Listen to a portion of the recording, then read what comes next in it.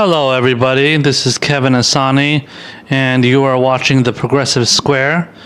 Thank you so much, as usual, for tuning in and watching us today. We got some interesting stories to cover. Before we get started, just wanted to let you know to please check out my Patreon page at patreon.com/ProgBlacksmith. If you can become a patron and give me a generous contribution, it would be greatly appreciated.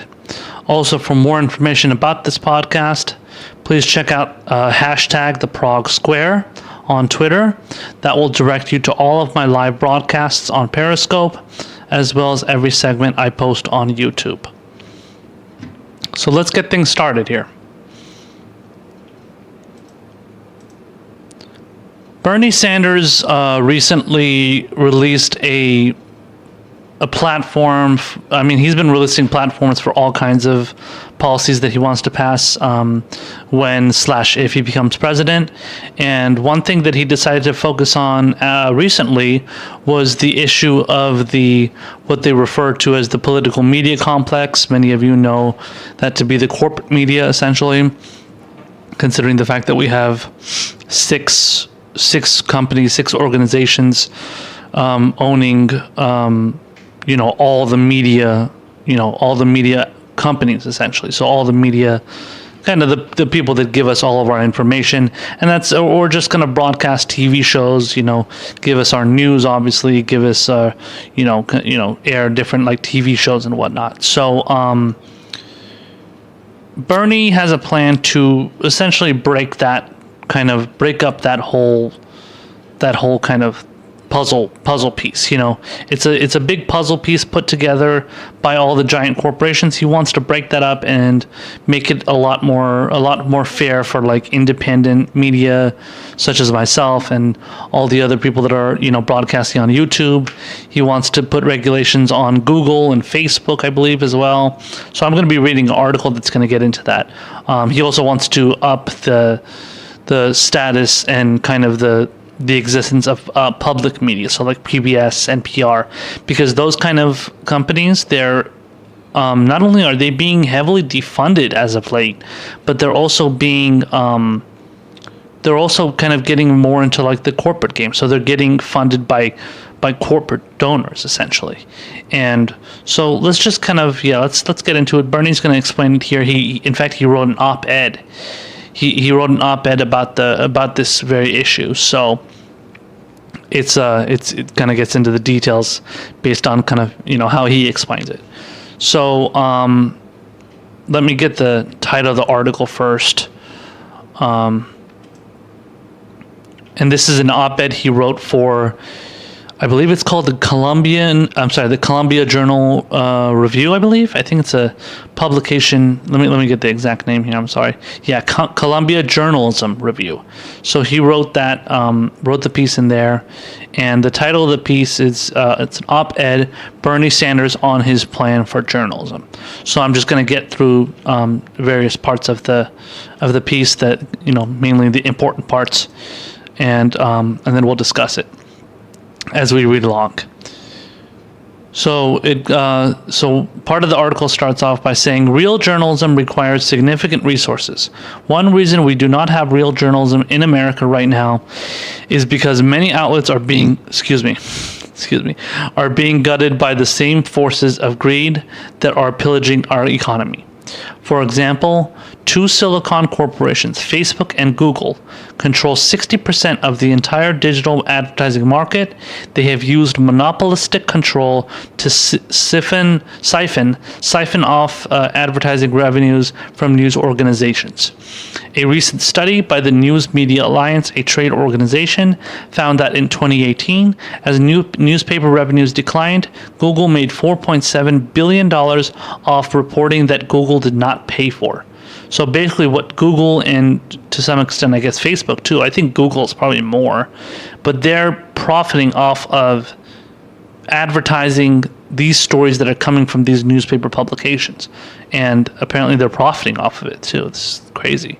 So that's something that Bernie wants to crack down on. The next part here says, at the same time, corporate conglomerates and hedge fund vultures have bought bought and consolidated beleaguered local newspapers and slashed their newsrooms, all while giving executives big payouts. Gannett's proposed merger with Gatehouse Media, for instance, will consolidate hundreds of publications under one mega corporation's control and slash $300 million worth of synergies, which is often corporate speak for layoffs. Matt Pierce, a reporter for the Los Angeles Times, notes that the new Gannett / Gatehouse CEO is getting $4.5 million in bonuses, just bonuses alone, and stock, bonuses and stock just for walking in the door. So just bonuses and stock alone, he's making $4.5 million. It's crazy. And this is the new guy that's going into the company. Doesn't even necessarily own it. He's part of, he owns one of the companies, and he wants to obviously merge two companies together and make it one. He's profiting from bonuses and stock. From bonuses and stock alone, he's making $4.5 million. That's amazing. And the next part here says the result of these trends has been the decimation of journalism. Over the past 15 years, more than 1,400 communities across the country have lost newspapers, which are the outlets local television, radio, and digital news sites rely on for reporting. Since 2008, we have seen newsrooms lose 28,000 employees, and in the past year alone, 3,200 people in the media industry have been laid off. Today, for every working journalist, there are 6 people now working in public relations, often pushing a corporate line. So, for somebody like me, when I was in college, I majored in journalism and broadcasting. I also took some political science classes. So, largely my goal was to get into the business of, wanting to be a journalist in the media. And this was at a time that I was kind of not really all that familiar with how corporatized, and corrupted the media is, the mainstream media particularly is. And I wanted to join that, a very special group of people, and I obviously have a very much different opinion these days. However, back then I did have that feeling, and it's tough. It's tough to get a job in that field. I mean, aside from what Bernie is laying out here in the op-ed, saying there are 6 people working in public, six people now working in public relations. I'm sorry, today for every working journalist, there are 6 people now working in public relations, often pushing a corporate line. So that's a big deal. And 3,200 people in the media industry have been laid off. Newsrooms have lost 28,000 employees since 2008. That's an 11-year period. They've lost 28,000 employees. That's crazy. So that's a big deal. And but pertaining to myself, I've had issues finding jobs in the media industry, and that's probably because a lot of them are not, a lot of these jobs, are not available. And honestly, from what I know, the best way to get a job in the media is you have to go out of your way. So you can't just let's say if I live in Los Angeles, I live in California. It's not like, I can just go to some local news station in Los Angeles and just automatically get a job. It doesn't work that easily.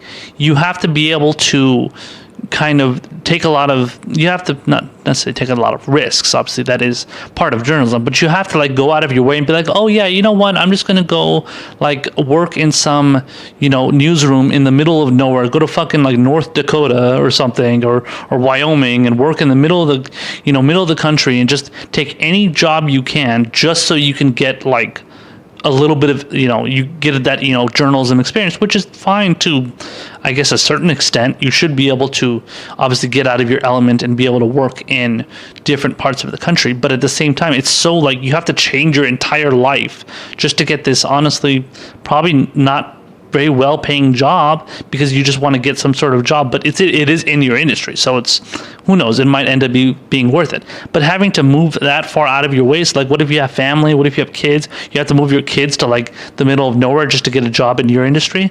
It's not that simple. And that's just that's another example of how jobs in this country are just so hard to come by. They're few and far between. So anyway, let me continue on here. It says, at precisely the moment when we need more reporters covering the healthcare crisis, the climate emergency, and economic inequality, we have television pundits paid tens of millions of dollars to pontificate about frivolous political gossip as local news outlets are eviscerated. The negative effects are predictable. According to a working paper by researchers at Notre Dame and the University of Illinois, when newsrooms are hollowed out, overall costs to taxpayers rise because there are fewer reporters scrutinizing government transactions. That's a great point.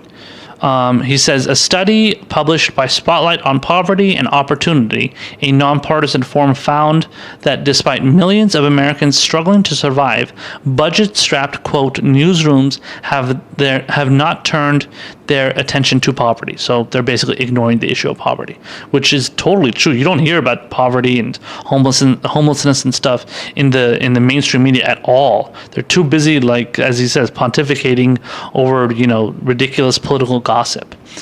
He continues on here and says, to be sure, when we see the Miami Herald expose on Jeffrey Epstein or the Charleston Gazette Mail's courageous reporting on the opioid crisis, we know that good reporters are still overcoming the odds and managing to produce essential journalism that scrutinizes power, exposes wrongdoing, and challenges the status quo. But we know that those success stories are too often the exception and not the norm. And by the way, when it comes to that, especially that last part, challenging status quo and scrutinizing power, what do you think we do here? What do you think, Kyle Kulinski of Secular Talk does? What do you think Jimmy Dore does? What do you think Tim Black does? All these people that are out there that are going after corporate media or going after the establishment and criticizing the status quo. Why do you think we aren't the kind of people that people want to watch? No, I'm not talking about like regular people, like you and me. Obviously, people are watching me. People are watching Kyle and Jimmy and Tim. They're all watching those people, but myself included. But the corporate type people, the people that are in that corporate bubble, especially in Washington D.C., they don't give a shit about what we have to say. They're, to us, we're a fly they can just swat out of the air. They don't want to have anything to do with us, and because they know we're going to criticize power, and you can't do that. You can't do that in Washington. If you criticize power, you end up getting, I don't know. I don't know. I don't want to say taken out, but you're gonna get a slap on the wrist at the least. At the very, very least, you're going to get a slap on the wrist. At worst, you're just going to get fired and completely, thrown into a fucking closet, just like what happened to a couple of reporters who worked at, MSNBC, for example. Phil Donahue, that happened to him when he was criticizing the Iraq War. When, who was it? I think, what was her name? Ashley... there was this reporter that worked at MSNBC many years ago, and I think she was also criticizing the war or something, or just like kind of covering it very, kind of closely and all that stuff. I'll have to get her name in a second, but if I do, I'll post a little thing on the screen that corrects her name. But she was very, very critical of the media, and ironically, she actually ended up later working for CNN, and she was just covering, stupid shit. She was going back to covering the same thing the media, was typically covering, just like lame news, essentially, just lame, if you want to call it lamestream media news. So yeah. So let's continue on here. It says, today, after decades of consolidation and deregulation,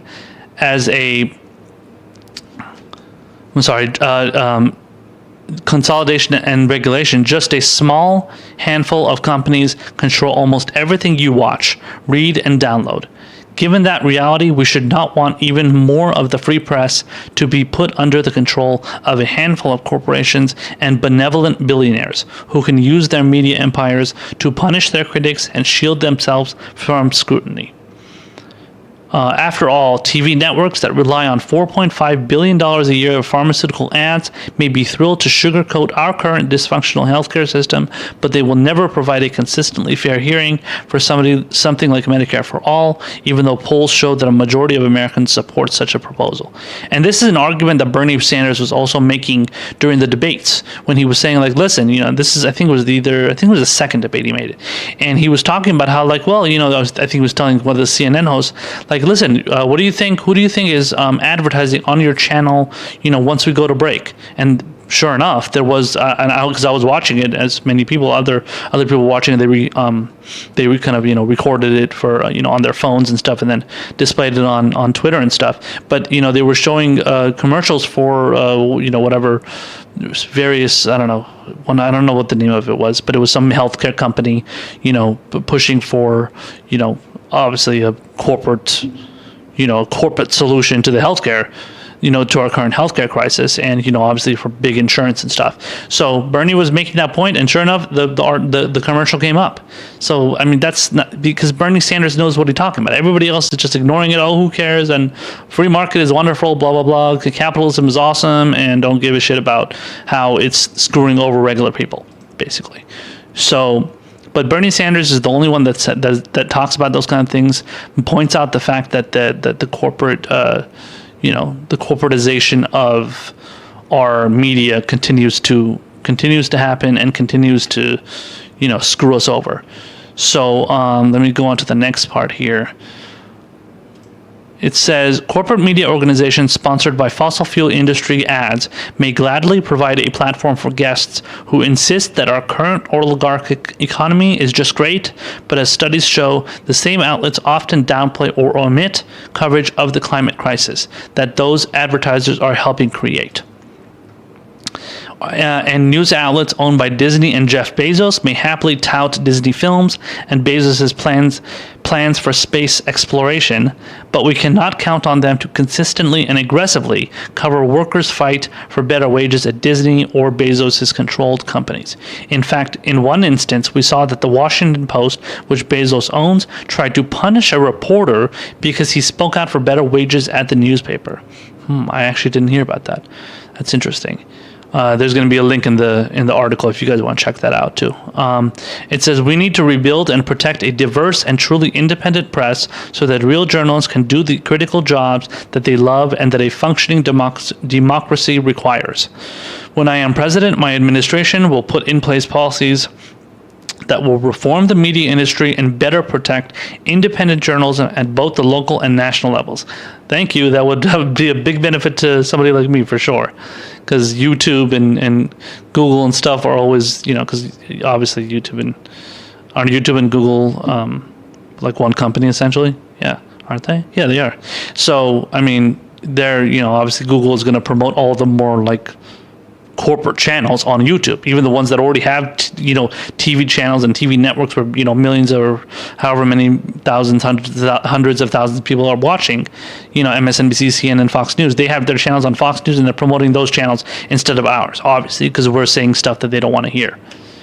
So moving on here, it says, for example, we will reverse the Trump administration's attempt to make corporate media mergers even more likely in the future. We are not going to rubber stamp proposals like the new plan to merge CBS and Viacom into a $30 billion colossus. I have long opposed media consolidation and was one of only 16 members of the U.S. House to oppose the disastrous 1996 Telecommunications Act, which accelerated consolidation. In my administration, we are going to institute an immediate moratorium on approving mergers of major media corporations until we can better understand the true effect these transactions have on our democracy. And remember, a lot of these big companies, big corporations, big media companies, they hate net neutrality. They can't stand net neutrality. They can't stand the fact that, various whatever websites and stuff, whatever the website is. So, especially news, political type websites, especially ones that have, big opinions that, get into the mainstream. They don't want those to get into the mainstream. They hate those kind of things. So that's why especially the telecommunications companies, the big internet companies, they don't like net neutrality as well. And these companies are against that as well. They don't want any of that stuff to go by because they don't want to give any more of a voice to independent outlets and media like this. And they don't want, they want to let the more of the corporate, obviously the corporatist and, mainstream type voices to get more attention than anybody else, even though they already have tons of attention and they get tons of, tons of airtime on whether it's TV, radio, internet too. So yeah, they want to give those people more opportunities than the rest of us who are trying to get our voices out there. Continuing on, it says, in the spirit of existing federal laws, we will start requiring major media corporations to disclose whether or not their corporate transactions and merger proposals will involve significant journalism layoffs. We will also require that that before any future mergers can take place, employees must be given the opportunity to purchase media outlets through employee stock ownership plans, an innovative business model that was first pioneered in the newspaper industry. And we will prevent media-related merger and deregulation decisions at federal agencies that adversely affect people of color and women. As the nonprofit watchdog group Free Press has noted, women and people of color are woefully underrepresented among broadcast license holders. The group points out that this is because when the Federal Communications Commission, which stands for the FCC, has approved mergers, it has failed to consider how such concentration affects ownership opportunities for women and people of color. When our administration appoints new progressive leadership at the FCC, we will reverse the Trump administration's moves, which have gutted long-standing media ownership rules. What Trump has done allows cross-ownership of newspapers and television or radio stations. He has also given the green light to owning multiple stations in the same market. The harm may be great. In theory, says Free Press, these changes would allow a single broadcaster to own both your local newspaper and your top 2 local broadcast stations, plus operate a handful of other stations through sharing agreements, turning your community into a one newsroom town. And by the way, that's something that Rupert Murdoch, who owns News Corp and Fox News, he was known for doing that before he even purchased News Corp. So before he started News Corp, he was the founder, or is the founder. But he owned a bunch of newspapers. This was something that was documented in the documentary movie Outfoxed, which was from 2004, I believe. Yeah, 2004. So it was way back when, and Fox News had started in 1996. But around the 2000-ish, kind of turn of the century, that's when Fox News really got big, especially after 9/11 and kind of pushing a lot of like the right-wing pro George Bush propaganda. So how Outfox was talking, they pointed that out, how Rupert Murdoch was the owner of all these different newspapers and radio stations and TV stations and stuff, and in like a small community, and then he expanded to become News Corp and Fox News and Fox Broadcasting and all that shit. So Rupert Murdoch was basically like the godfather of like corporate owned news media and kind of essentially consolidation. And obviously all these other companies are doing the same exact thing. Continuing on here, it says, in a Bernie Sanders administration, we will do the opposite. We will reinstate and strengthen media ownership rules, and we will limit the number of stations that large broadcasting corporations can own in each market and nationwide. We will also direct federal agencies to study the impact of consolidation in print, television, and digital media to determine whether further antitrust action is necessary. With that part I just read, that is making the big corporate owned publications shaking their boots. That is not something they want. I'm going to get to I'm not going to read the article, but I'm going to point out an article, and I'm going to put it in the description box, where it's an article from Politico where they're like, the author talks about how all the things that Bernie Sanders wants to do is a terrible idea and it's really, really bad. And he just kind of slaps down all these, things that Bernie's, putting out there, and just kind of just acting as if it's just a terrible idea and it shouldn't happen. But I don't want to give too much away yet. You can check out the article too, and I'll get to that. Just read the kind of the title and everything for you guys so you get an idea. But and then the last few parts here I want to read. It says, finally, when it comes to Silicon Valley, I will appoint an attorney general as well as Federal Trade Commission officials who more stringently enforce antitrust laws against tech giants like Facebook and Google to prevent them from using their enormous market power to cannibalize, bilk, and defund news organizations. Their monopoly power has particularly harmed small independent news outlets that do not have the corporate infrastructure to fight back. Hello, that's one of them is me. We must also explore new ways to empower media organizations to collectively bargain with these tech monopolies, and we should consider taxing targeted ads and using the revenue to fund nonprofit civic-minded media. That will be part of an overall effort to substantially increase funding for programs that support public media's news gathering operations at the local level, in much the same way many other countries already fund independent public media, so NPR, PBS type networks. Our Constitution's First Amendment explicitly protects the free press because the founders understood how important journalism is to democracy. More than 2 centuries after the Constitution was signed, we cannot sit by and allow corporations, billionaires, and demagogues to destroy the fourth estate, nor can we allow them to replace serious reporting with infotainment and propaganda. So this is a concrete, well laid out, well described, very descriptive and specific explanation for how our corporate media has become a corporate media and only becoming worse and only becoming bigger.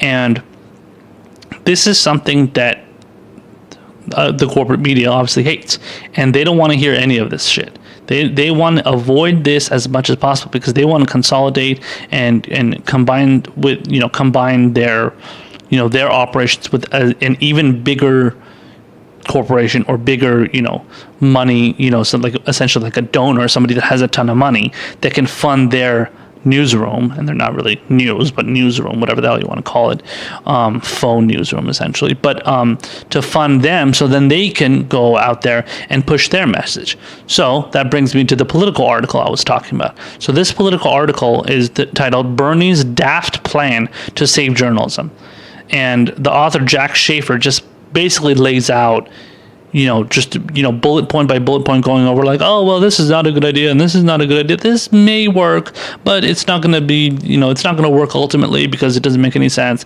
blah, blah, blah, blah, blah. He just lays out a bunch of bullshit and a bunch of just ignoring the likelihood that any of these things are actually good ideas.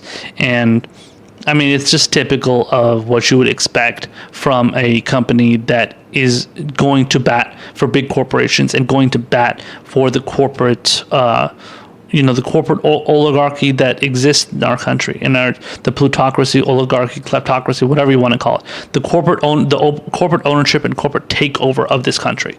They want to keep allowing that to expand. They don't want it to get less, because if they allow it to get less, then they become less influential. And people like myself, like I said, Kyle, Tim Black, Jimmy Dore, all these people that are saying the things that they don't like and the things that they frown upon, those people are going to get bigger. We're going to get bigger, and they can't have that, And people like us, we have to rely on patrons. We have to rely on our viewers, so you guys, to fund us. We have to rely on you to give us money. And if we don't, have you giving us money, if you don't have you watching us, put aside just the money. It's not always just a money thing. It's the viewers. It's the people so you guys watching us. If you guys didn't have an open mind and weren't so sick of this pathetic media out there that the mainstream media that exists out there, we wouldn't be out here doing what we're doing. Most likely. I mean, then again, who knows? Maybe if we got more fair of a chance, then we would be still doing it anyway. But at least we would be put on the same level. We would be able to exist in the marketplace of ideas and be able to put our ideas out there. And then so somebody like myself or somebody like Kyle or whoever can go out there and put their opinions out there, and it can compete with the likes of, I mean, granted, he probably doesn't claim he has an opinion, but like Wolf Blitzer or whoever, Chris Cuomo, Rachel Maddow, Joy Reid, all those ridiculous, pundits and stuff out there.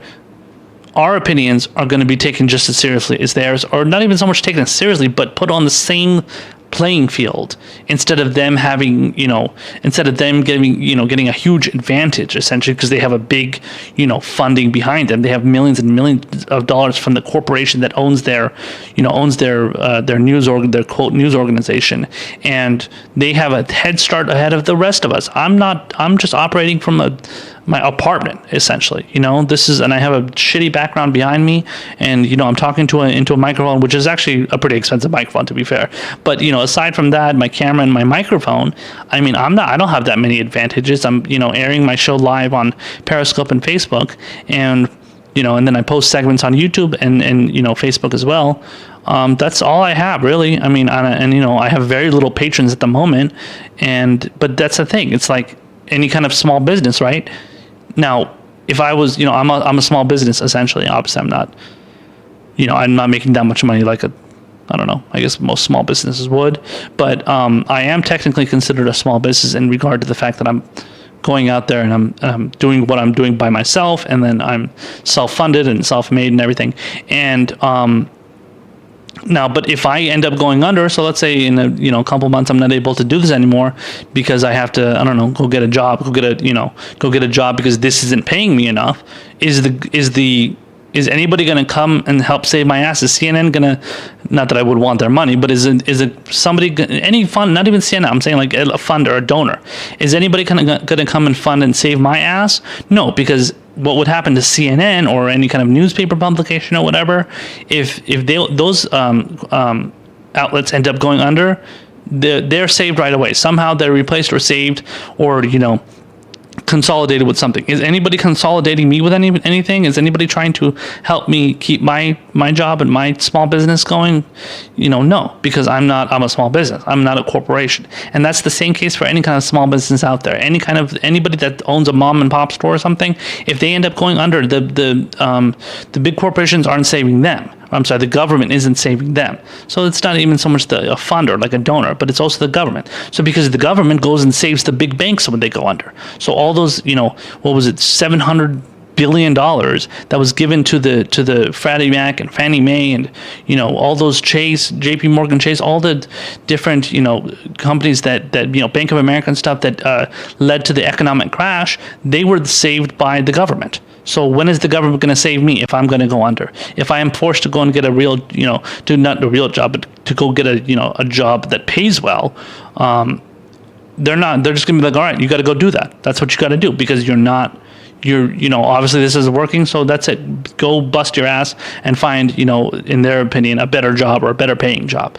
So they don't give a shit about me. They don't give a shit about, anybody that's, actually putting the hard work into, putting out quality content, because CNN and MSNBC and all these networks are not putting out quality content. They're putting out propaganda, and they pretend to be, straight news, and we're giving it to you straight, and we're giving you the facts. They're not giving you the facts. That is the farthest thing from what they're doing.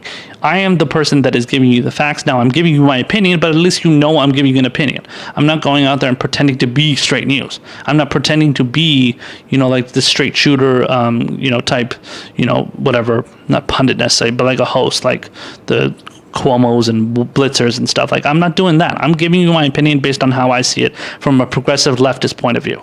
And there is no secret about that. You know that about me. My show is called The Progressive Square, so you know what angle I'm coming from. And those people pretending like they're straight news and continuing to get boosted up by the corporations that own them, let alone being watched by the idiot viewers that watch them, honestly, is just sad. And if people were truly smart enough and weren't such gullible idiots, they wouldn't be watching CNN right now. And that's not me just being bitter. That's just me saying, like, listen, you're not getting quality content or quality information from those outlets. You're getting it more from somebody like myself.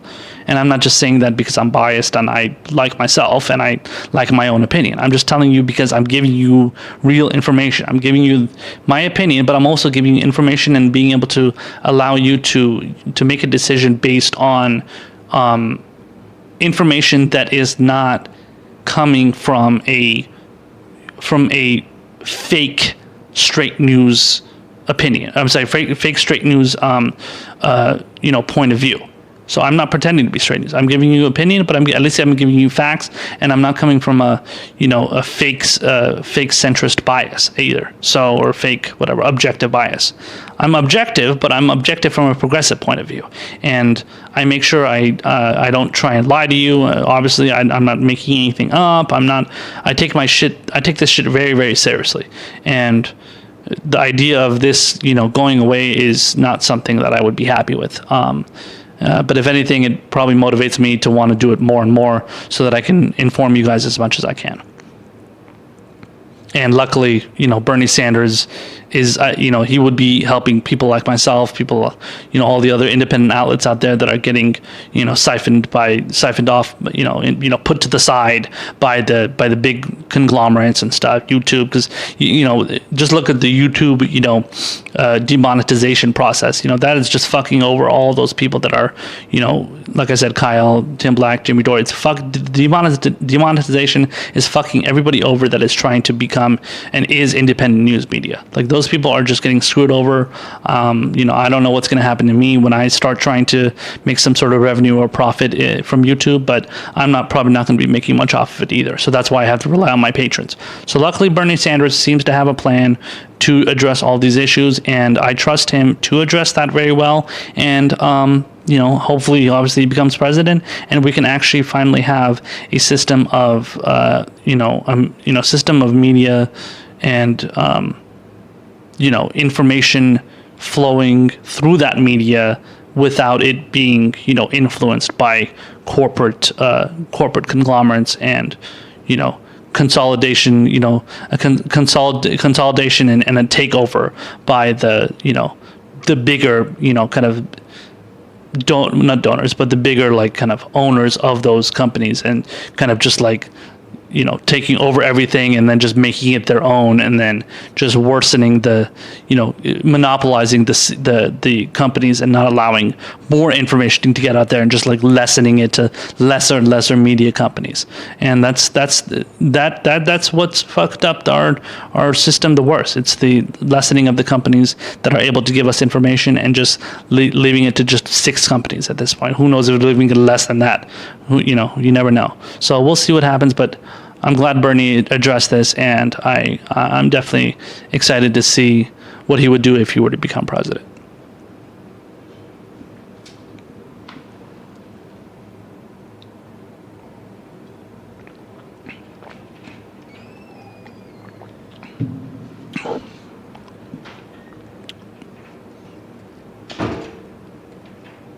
So there was recently a interview that Bernie Sanders did with Vice News, where he was asked if he is going to get into if he's ever going to be in a situation where he's going to go after Elizabeth Warren. So obviously Elizabeth Warren is running in the primary, Bernie Sanders is running in the primary among 20 other Democrats. The debate, the next debate, which is going to have 10 candidates on the stage, only one debate, is going to have both of them on there with Joe Biden. Andrew Yang is going to be there. Obviously, as I talked about in my last podcast, Tulsi Gabbard is not able to be on there, which many people, including myself, believe that she got screwed over from being allowed to be on there. So, but yeah, so Bernie Sanders, he was asked if he's going to get to the point of having to attack in this case, his rival, but also his friend Elizabeth Warren, who he does consider a friend. And so he was asked this by the reporter, and then he was going to give a response, and he's going to become a little bit defensive. And so let's check this out, and I'm going to give my opinion on what I think about this, and whether or not I think he should actually, criticize her and go after her in a harder way. So check this out, and then we'll discuss it on the other side. You and Senator Elizabeth Warren have a lot of similar positions on issues. Why should someone vote for you over her? Well, that's a decision that someone is going to have to make. I would suggest, in my defense, that I've been doing this for, as you indicated a few months ago. Check me out. And people may find me a little bit boring and repetitious, but I have been fighting these fights for about 30 years. Today I was with workers struggling against AT&T, members of the Communication Workers of America. I've been on picket lines for my whole entire life. That is what I do. I am a son of the working class. I stand with the working class. Throughout my life, I've taken on Wall Street, the insurance companies, the drug companies, the fossil fuel industry. She's done a lot of that too. Well, that's fine. And people will make Elizabeth happens to be a friend of mine. I've known Elizabeth Right. for over 20 years. So I'm not here to. But when do you have to stand up and say my plan about X, Y, and Z is better than hers? I mean, how do you win over these Democratic voters in Well, this we're winning primary them over process? every day. I mean, that's what I do. But if you Today- can't say what distinguishes well, that you is not over the way you her- necessarily win a campaign. The way you win a campaign is for people to understand what you stand for, what I stand for. So when I introduce a climate change program, you indicated there are some people who think it's expensive. You're right, it is expensive.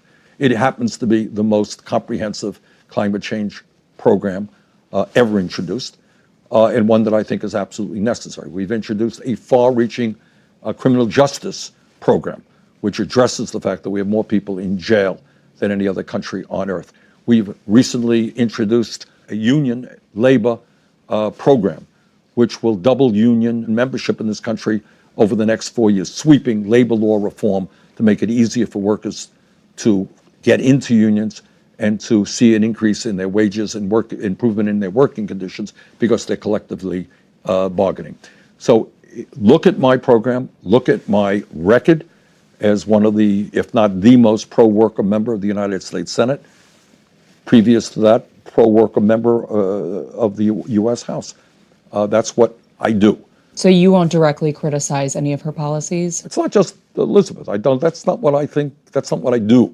I mean, there will be a time and a place, obviously, where we'll. When is that? But that's a media question. Yeah, but you're not No, at the that's top not of what the the pack American right now. American people are not coming up to me. The American people are saying, Bernie, how are you going to implement your Medicare for all I've single heard payer? that somebody did ask you recently, though, what's the difference between you and Elizabeth Warren? Why should I vote for you? I believe that happened in a Well, you're asking- meeting recently. So that's why I'm asking you, Yeah. too. Well, Because people are asking you this, obviously. Voters are asking you.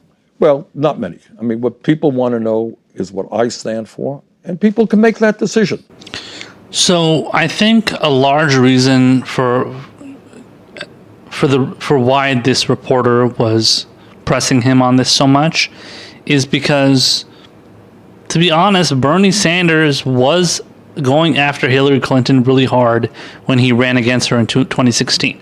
And that's not a criticism, that's a good thing.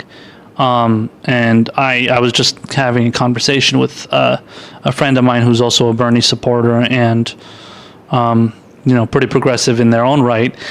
And, we were talking about how we miss, and I said it myself, I don't know, but I don't think they said they agreed with me necessarily, but I was saying that I miss the 2016 version of Bernie Sanders, and I miss the fact that he was kind of just going, honestly, he just didn't give a shit. He did not give a shit going after Hillary as hard as possible, attacking her, going after her as the establishment. By the way, when I say attack, I don't mean that as a bad thing. Again, it's the word attack has a negative connotation to it, but it's not a bad thing. If you're attacking somebody, it depends what you're attacking them on. If you're attacking them on something legitimate, then it's a legitimate thing. If it's not, then it's a different thing. And I feel like a lot of the things that Hillary Clinton was attacking Bernie for were not legitimate. They were all bullshit things. Sexism, racism, whatever, misogyny, whatever. You're too far left or blah, blah. So, or you're pro-gun or whatever the hell. So, and the reason why she responded like that was because Bernie was going after her. So once Bernie started going after her, she was like, okay, fuck it, I'm going to go after him now. But she couldn't actually find legitimate reasons to go after him. She only went after him for bullshit reasons. And that was just her responding to him, going after her. So that's my feeling is the reason why this reporter was asking that. So, and if he's going to be going after Elizabeth Warren, and if he's going to be attacking her, by the way, I honestly don't think. Unless he was asked this, because this reporter is saying that they were asked, or somebody asked Bernie, "Are you going to be attacking Elizabeth Warren?" Or apparently this person was asked if Bernie's going to be asked, or whatever. They heard about it or something. Unless they were like a supporter, one of the truly progressive leftist supporters that I know, that I'm kind of connected with on social media and whatnot, and have spoken to, who don't like Elizabeth Warren, and they think that she is a corporate, tool of the, establishment, which she is. And unless they're one of those people, I would be surprised if he was being asked, when are you going to attack Elizabeth Warren? When are you going to attack her? Now, my feeling on the matter, and this is something that I discussed, on Twitter, and I addressed it, and a lot of people agreed with me, but then I had a couple people coming at me and saying, like, no, that's not a good idea. And one particular person I was somewhat cool with, and then I ended up having to block them because they, claimed I was contradicting myself. And all I was saying was that, first of all, I said that I'm torn on whether I want whether I want Bernie Sanders to criticize Elizabeth Warren. And I'm only torn because I know that ultimately he needs to get those Elizabeth Warren voters. At the end of the day, maybe not so much the primary, but certainly in the general, more so the general, he needs to get those Elizabeth Warren voters. Undoubtedly, he needs them. He needs to get them on his side. And Bernie Sanders is walking a much more of a tightrope, and he's walking on eggshells a hell of a lot more this time around compared to 2016, because he knows that. He knows that he can't scare those people away or piss them off, especially the kind of people that say, if you're attacking a woman, you're a sexist and you're a misogynist. And if you attack, let's say, Kamala Harris, you're a racist because she's a woman of color, half Jamaican, half Indian. So if you're doing that, you're a sexist and a racist. Okay. So Bernie is not in it's not an easy situation for him to be in. And while I want him to be that balls to the wall Bernie and just like, yeah, whatever, fuck it, I'm going to say whatever I want, just like he did in 2016, and just do whatever you want and not, work, go by any rules, based on any rules or anything, kind of like Trump does a little bit. And, just kind of shooting from the hip and stuff. As much as I miss that, I understand why he's not doing doing what I'm talking about. So, and that's the same thing when it comes to him, not criticizing the DNC, for example, for what they did to him in 2016 when they rigged that primary against him, and then going after him now.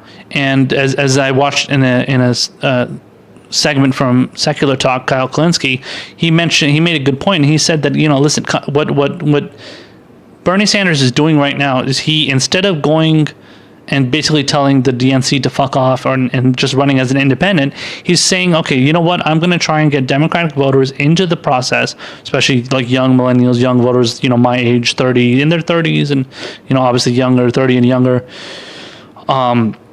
Get those people into the kind of the voting process and get them more motivated to vote for, hopefully progressive candidates, not neoliberal centrist candidates. And certainly to, also vote against Donald Trump, which obviously Bernie Sanders ultimately wants to do, because he said he will support whoever the candidate is ultimately whoever the candidate is for the Democrats, the nominee is.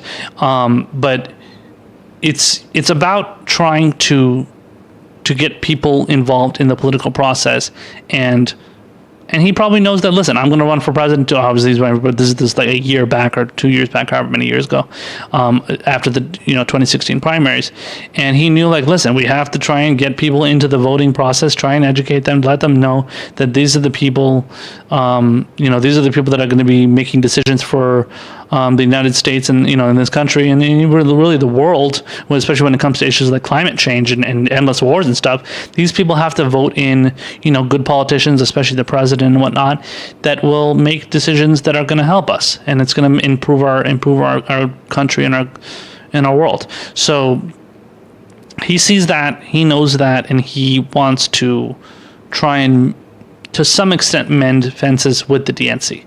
And Bernie was, because in the segment that Kyle was talking about, he played a segment from Bernie Sanders responding. He was on The View, and he was responding to Donald Trump saying something about the DNC and how Bernie Sanders got screwed by the DNC and by the Democrats. That's totally true. He did get screwed by them. Now, Bernie didn't say that in his appearance on The View, but he did, however, address what I just said. He's similar to what I just said and what Kyle said. So what I'm basically explaining that Kyle laid out, and but Bernie, he knows what he's doing. By the way, I wanted to say quickly that when Donald Trump goes out there, and I think I've mentioned this before, but when Donald Trump goes out there and talks about how the DNC screwed over Bernie Sanders, he's not wrong. But you have to understand that he's not, because people are going on saying, wow, Donald Trump is the only person talking about how Bernie Sanders got screwed by the DNC. And people they laud and fawn at the feet of Donald Trump because he says this. He's only saying this so that he can riff off of that talking point, so that he can get Democratic voters, honestly Bernie voters, to get them onto his side, and a lot of them have onto his side, so he can be like, oh, don't worry, since you got screwed over by the Democrats and Bernie Sanders, because Bernie Sanders didn't stand up to the DNC, which he did to some extent, but yeah, he could have done it more. But since he didn't stand up to the DNC, Donald Trump, I can represent you. So come and join the Republican Party. And he's not saying, it's not like Donald Trump is saying, oh yeah, come and join, so join my movement, and that's how he portrays it, but that's not really what it is. Come and join my movement where I'm going to get rid of corruption in the political process, because that's not what he's doing. Donald Trump has zero interest in getting rid of corruption in the political process, in just politics in general, because he's corrupt himself. But what he's doing, he's trying to recruit people from the Democratic Party to the Republican Party, and that's what this whole hashtag walk away thing is. It's this thing that's going on. This idiot, his name is Brandon Straka or something. He appeared on Fox News, and he's multiple times, and he's talking about how he's trying to get people into this movement of getting away from the Democratic Party. What's her name's kind of part of it too. She's doing it in a different way. Candace Owens is doing it in a way where it's like, well, all the black people that are voted Democrats, you should totally join the Republicans and Donald Trump because they're so much better for you. And it's just they're just grifting off of the idea of getting Democrats away from the party and then moving them to the Republican Party. So what I'm saying is that they're trying to get, in the case of Candace Owens, black voters, in the case of this Brandon Straka guy, getting Democrats who, supported Bernie and hate the establishment, to their credit, but they hate the establishment. They want to, but they want to get them to go and support the Republican Party. It's not that they want to go and support different policies. They just want to go get them to vote Republican. So then just turn them into Republicans, because apparently the Republican Party is so wonderful, and they're offering so many great things, such as a terrible healthcare system. They keep cutting taxes for the rich, keep continuing our endless wars, which, by the way, Democrats have done too, but it's not like Republicans are doing anything better in that regard. So, they're continuing, and if not making worse the process, Republicans are. So the fact that anybody wants to walk away from the Democratic Party because you aren't happy with Bernie Sanders, not taking on the DNC is a ridiculous gaslighting of the situation that doesn't actually involve having an honest conversation about why our political process is fucked up. And in the case, so I'm just going off a little tangent. I just wanted to point that out, though. And but when it comes to Bernie Sanders and Elizabeth Warren and him not going after her, I understand it's a tough situation for him, and I see that he isn't. It's not easy for him to go into that and just be like, okay, I'm just gonna fucking rail against her like I did Hillary Clinton. Hillary Clinton is a different animal in the sense that Bernie Sanders, like he said, him and Elizabeth Warren are friends. He doesn't want to attack her because it's they're buddies, and they don't want to. Whatever. They don't want to attack each other. And to her credit, she hasn't attacked him either. Now, Bernie Sanders supporters have attacked her. I'm sure a lot of Elizabeth Warren supporters have attacked Bernie. So it's I've definitely seen it on social media. but like Susan Sarandon or something she was at some sort of event, and she said like, oh well, Bernie Sanders hasn't he was never a Republican and then became a Democrat at some point in his career. I love Susan Sarandon, so she said this, and Neera Tanden went after her, and a bunch of other corporate Democrats and Democrat loyalists and shit. They went after Susan Sarandon for saying this, even though she's 100% correct about Elizabeth Warren. But I don't think she mentioned Elizabeth Warren's name by name. She just said it, and the people were like, oh, okay, so she's referring to Elizabeth Warren, because that is true. Elizabeth Warren was a Republican at one point of her life, then she became a Democrat or something, because she was also from Oklahoma, so she has that history in her life. Hillary Clinton was a Barry Goldwater supporter back when she was like a teen or something. I brought that up many times on Twitter. Other people have as well. So yeah, these kind of like Democrats, these right-wing, honestly, corporatist Democrats, this is how they are. This is how they've been. Now, people want to say Bernie isn't a real Democrat or isn't a Democrat. Yeah, that's fine, but he's even further to the left than the Democrats. So if you want to say he's not a Democrat, at least he doesn't believe in some right-wing policies like the likes of Joe Manchin do. He's a hell of a 10 times better than fucking Joe Manchin, 10 times better than Chuck Schumer, who believes in Israel, permanently occupying Palestine and killing innocent Palestinians, men, women, and children. So just to bring up a few examples of right-wing Democrats, let alone Hillary Clinton and all that stuff. But but I get what Bernie's doing. He, at this point, I don't think he should attack Elizabeth Warren. He still has to deal with Joe Biden. He still has to deal with Kamala Harris, whose campaign is fledgling at this point. Beto O'Rourke and Pete Buttigieg. I'm not really too worried about them. Andrew Yang, I'm not worried about. Obviously, it would have been nice if Tulsi Gabbard, like I said before, was on the debate stage, but she's not going to be there. He wouldn't go after Tulsi anyway. By the way, he was also asked about Tulsi Gabbard during that conversation that he had on The View as well, and he said, Tulsi Gabbard's a friend, but the DNC decided not to allow her in the next debate because, as I explained, she didn't make it high enough in certain polls and stuff, which is bullshit because they cherry-picked polls. But I don't know. There wasn't much Bernie could say about that. They're trying to get Bernie. They're trying to poke and prod Bernie to criticize the DNC, and again, smartly, he isn't doing it because he knows he's going to get himself into hot water if he does. But as long as he's sticking to the right policies and he's pushing to work to reform the process, especially when it comes to superdelegates, which he spoke about on The View as well, in response to Donald Trump's, Bernie DNC tweet or whatever, he also talked about how they got superdelegates not to be allowed to vote on the first ballot when it comes to the Democratic convention and Democratic National Convention. So there have some reforms that have been done regarding that process, and Bernie has fought for that, and that's a large part of what he did before he ended up conceding to Hillary Clinton in the primary in 2016. He tried to get as many progressive DNC reforms as passed as possible. He pushed for it, and then eventually he was like, all right, we got some of what we wanted. I'll help you defeat Donald Trump, which ultimately didn't happen because Hillary Clinton was a shitty candidate. No matter how hard Bernie Sanders would have campaigned for her, which he did. He worked his fucking ass off doing like more than 40 events for her, as much as people want to claim like he didn't campaign for her hard enough, or whatever, attacked her unfairly and that affected her. But I ended up voting Green. I voted for Jill Stein. So, but I voted in California anyway, where California was going to go to the Democratic winner anyway. In that case, Hillary Clinton.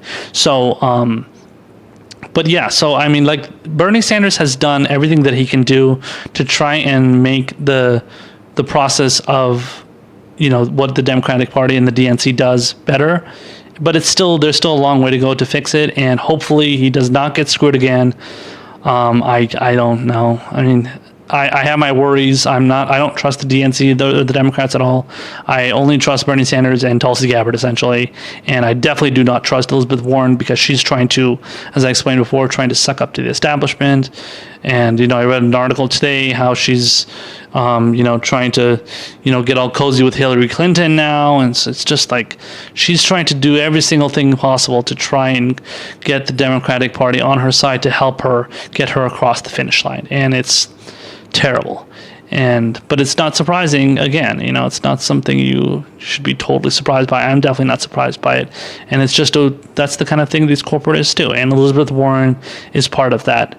Is part of that system, and is making herself a part of that process as well. And she's making no bones about it.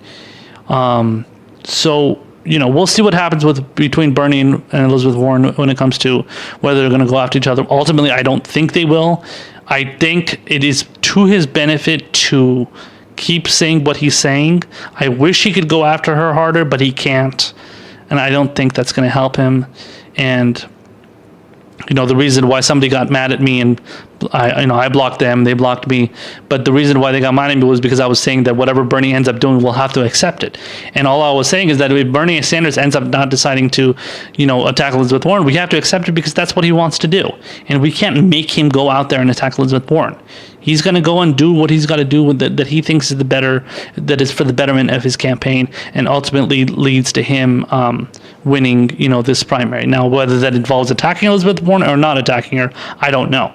Again, I'm kind of stuck in the middle. I want her to attack her, want him to attack her, but at the same time, I think it's too big of a risk, and it's going to get way too many people that support Elizabeth Warren to not want to vote for him in this primary, or let alone the general election too. Especially if they are like former Hillary voters that support Warren and then are still bitter about what happened in 2016 with Bernie and him going after Hillary in the primary and stuff. So a lot of Warren supporters are former Hillary supporters. They're leftovers from 2016 that loved Hillary, and they're gonna try and help not make Bernie Sanders the nominee, even if they don't have to vote for him in the general election. And that's something that Bernie Sanders has to avoid as much as possible.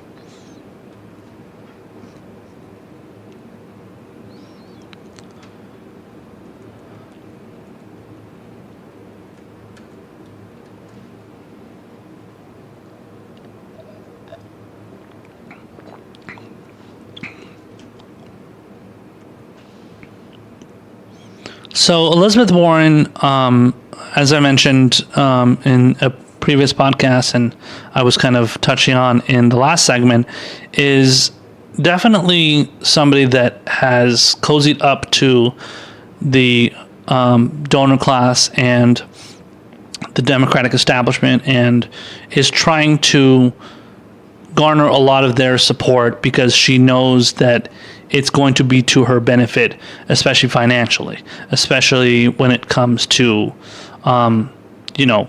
ultimately winning the primary, let alone the general election when she's, assuming she's the nominee and faces Trump, and she wants to check all those boxes. She wants to make sure that stuff is taken off her bucket list as soon as possible, so that she's ready for taking on Trump, but right now she claims she doesn't want to take any big money and stuff and in the primary, and then when the general election comes around, she wants to do it. I'll get into a little bit more detail on that later. I discussed that in the past episode, but I want to just remind you guys again of that. But I'll get into those details in a bit. But I wanted to read you guys this article. This is actually an article from May of this year, of 2019.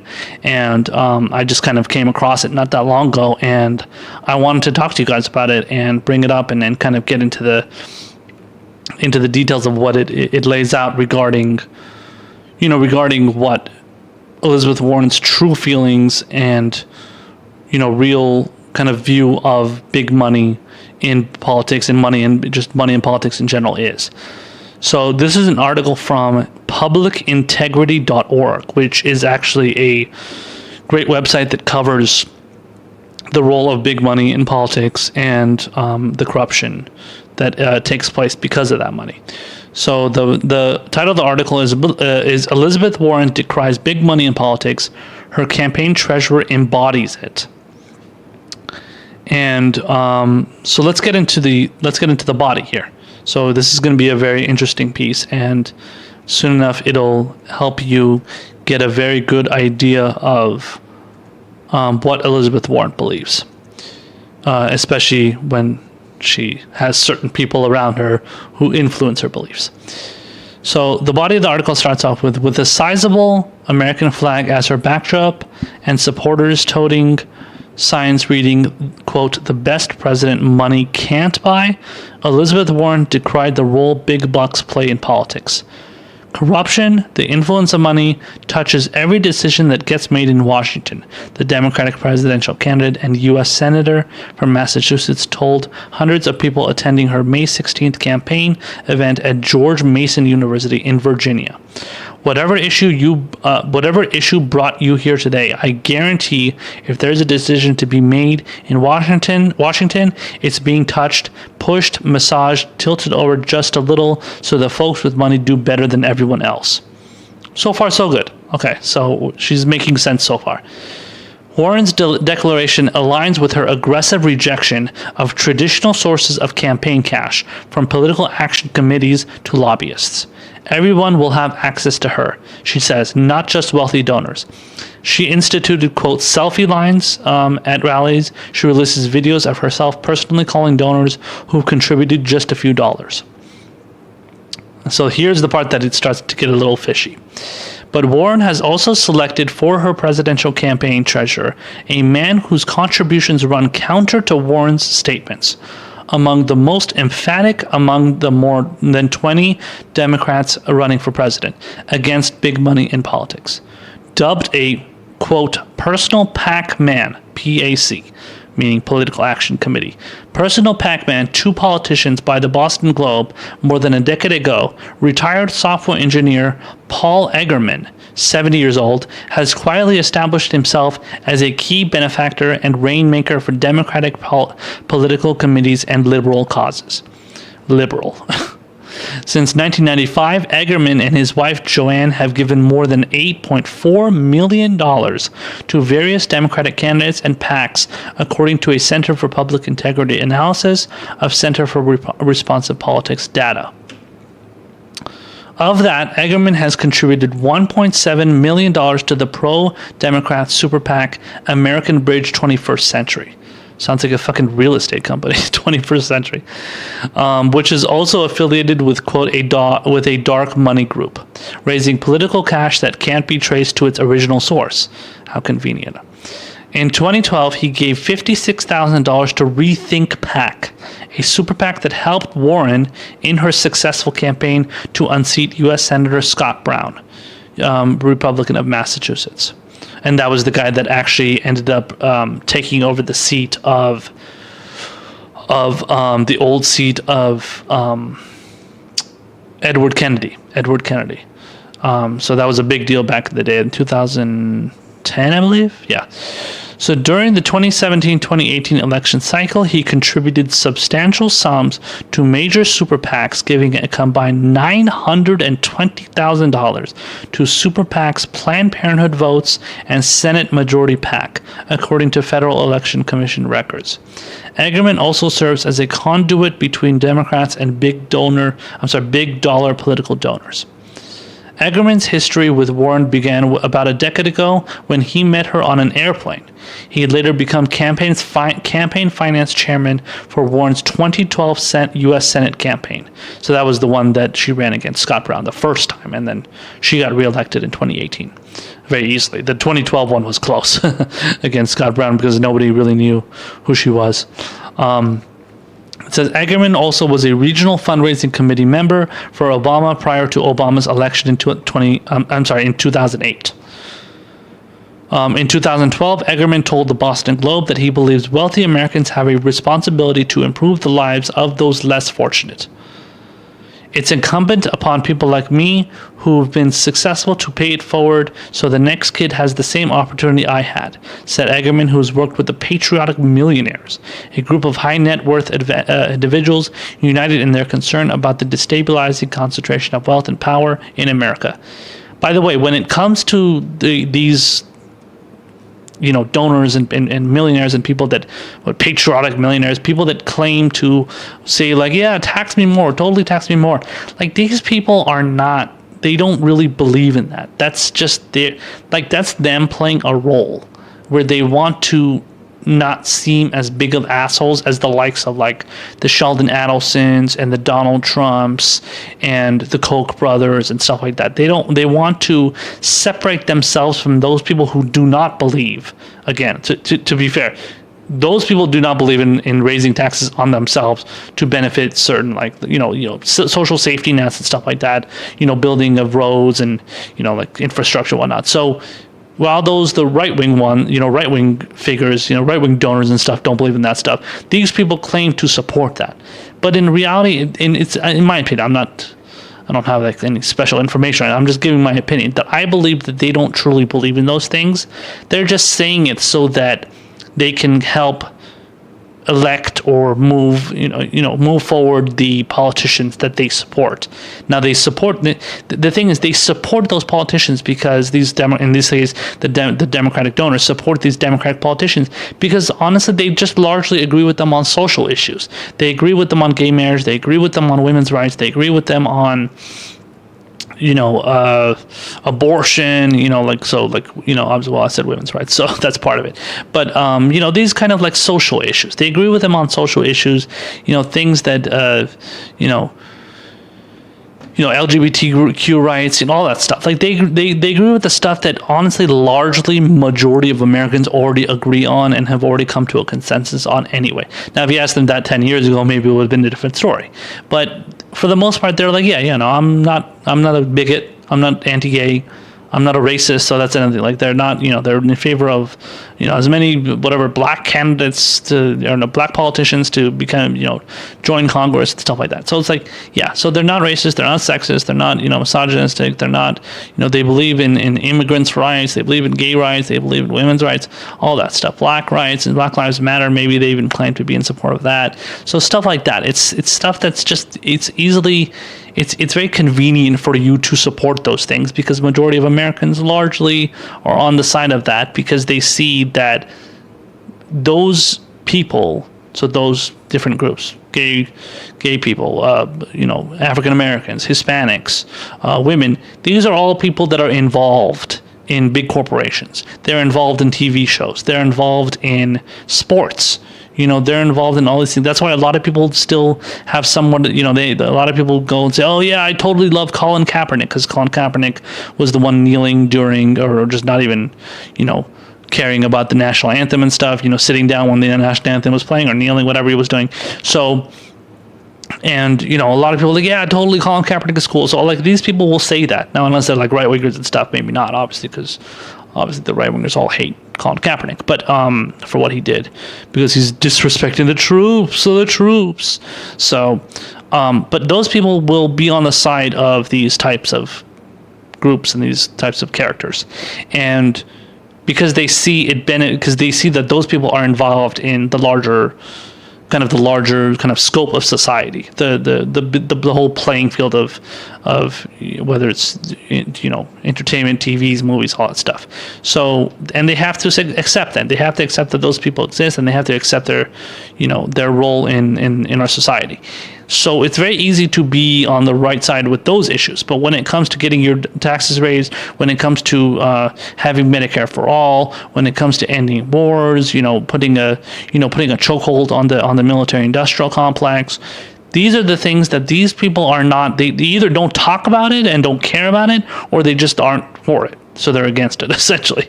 So, or what I'm saying is they're against against kind of addressing those situations and taking more progressive positions on those matters. And so largely it just comes down to these people taking the easy road that they know is going to be more palatable to the establishment while pretending to be, oh yeah, I'm totally in favor of things that people support. And like I said, I guarantee you this guy doesn't want his taxes raised that high. If he does, if he does or did, he wants it very, very little. It's barely enough to even make a dent. And then at the end of the day, he's still going to go and, he's still going to want to make his millions, because he's got to be able to influence the political landscape. Because if he's going to get taxed too high, I don't know what he would consider too high, but if he gets taxed too high, then he's going to be like, oh shit, all my money, it's gone. I don't have any more money. Warren Buffett was doing the same exact thing. Warren Buffett was talking about how like, oh yeah, my secretary totally deserves to get paid higher, and yeah, blah, blah, blah. Like, listen, bro, why are you talking about your secretary? Talk about every other secretary out there. You could easily say, yeah, your secretary deserves to get paid higher, but that's because you're the CEO of a, entire, huge fucking company. So when it affects you or somebody that then you start talking about it. But you have to be talking about people on a larger landscape, on a larger playing field. And that's not something Warren Buffett did, but Barack Obama would go out there and just push Warren Buffett as this guy, like, yeah, this patriotic millionaire, this wonderful millionaire out there that even he says that the system should be better and it shouldn't be the way it is. Okay, so just typical grandstanding and pretending you're on the right side, and when you're just honestly just trying to obviously grift off of the progressives, the progressive mentality and the progressive ideology, essentially. So let me continue on with the article here. It's got a little bit more left. It says, the most essential role of a political campaign committee treasurer, the role Egerman plays for Warren, is to ensure the committee complies with the law. Campaign treasurer's core duties include signing and filing all committee reports and statements and authorizing expenditures or assigning someone to authorize expenditures and monitor campaign contributions, according to the Federal Election Commission. Several political strategists and campaign finance advocates said having a known donor serve as a candidate's treasurer is a stamp of approval for a campaign's legitimacy and a signal for potential donors to pay attention. Furthermore, treasurers are free to fundraise for candidates, said Miles Martin, a Federal Election Commission spokesman. So Elizabeth Warren is compromised on many, many other fronts. This is an even worse situation for her because she has this guy that is a donor to her that is the treasurer for her campaign, her current presidential campaign. And this is the guy that gave her money, and then she's putting him at the forefront of her campaign. And that's just not right. That is not something that you should be doing and thinking it's okay. Because at the end of the day, you need to be putting people in those positions that are going to be fighting getting rid of this big money system. Now, she can talk about all this stuff as much as she wants. Oh my God, yeah, the system is totally fucking over people and it's terrible and I don't like it and I'm gonna go out there and fight on behalf of regular people to put an end to this. And then she puts this guy as her treasurer. So that's a problem. So what she's doing is she's kissing up to the progressives like myself and people that watch this show and other progressives out there, trying to suck up to us and pretend as if she has the best interest of us. But at the end of the day, she's not really doing what is in the best interest of us, because as she says these things to our face, in the back door, she's getting these fucking millionaire treasurers to run her, essentially her political, presidential war chest, essentially, or presidential campaign war chest, and that's, what's going to happen when she gets to the general. When she gets to the general election. Now that's why I have this video here. So this is a video I played for you guys before. It's an interview from TYT where TYT host Cenk Uygur was speaking to Elizabeth Warren and asked her about this very issue. So I played this on a past podcast too before, but let me play it for you guys right now just to kind of remind you guys of what she said, and then I have another clip for you guys after that as well. So check this out, and then we'll talk about it on the other side. Does this only apply in the primaries, or will you carry this over to the general election or any other election you'll have going forward? So this is for primaries. Look, I do not believe in unilateral disarmament. We need to win. We need to win in 2020. And when we hit 2020 And we're in a race against Donald Trump when we're in a race for control of the Senate and control of the House and in control of the state houses and the governor's mansions. In all of those, the Republicans are going to be bringing a lot of money, a lot of power, a lot of dark money, a lot of super PACs, all to the fight. We play by the same rules. And in that one, I say we got to be all in because we have to beat the Republicans. So she's making that very clear. She's made it very clear. I don't believe in unilateral disarmament. I don't believe in completely cutting off that access to that money. Now, maybe this wasn't totally clear. You can say, Kevin, listen, this is one interview. Maybe she misspoke. Maybe she wasn't. Maybe she changed her mind. Maybe she, kind of has a different view and maybe wants to make herself a little bit more clear. Now, watch this next interview. Now, she did another interview. This one was with Chris Hayes of MSNBC on his show All In, and this is actually from the same day. I believe it was February 26th. If it wasn't from the same exact day, I think it was definitely around that time period. So if not that day, the next day after that. So now, again, if that first clip wasn't clear enough, here is the next clip. Now listen to this conversation that she has with Chris Hayes. Check it out. So here's my question. You've been in politics for a little while. You've just recently reelected, and That's during right, that one time, Senate term. right? One Senate term, right? So, and during that time, you've done calls to wealthy donors. You've done big ticket fundraisers. You put together a pretty good war chest. I think about $11 million that you had amassed. What does that say about what you were doing before? If this is the right way to do it now, why now and why not before? So look, I've never actually been in a deeply competitive primary. I get it. Republicans come to the table armed to the teeth. They've got all of their donors, their wealthy donors. They've got their super PACs. They've got their dark money. They got everything going for them. And I'm just going to be blunt. I do not believe in unilateral disarmament. We got to go into these fights, and we got to be willing to win these fights. So this just applies to the primary. Like, were you to get the nomination, or anyone else to get the nomination, like, just raise all the money you can, however you can. Yes, but here's what I want you to see that's different about it, Chris. Think about the difference once we're down to the two candidates. If the Democrats have spent the next year in a primary building this thing face-to-face, person-to-person, neighbor-to-neighbor across the country, think of the kind of foundation that we have laid down so that when we're really up against it in the general election, it's not just money to fund television ads.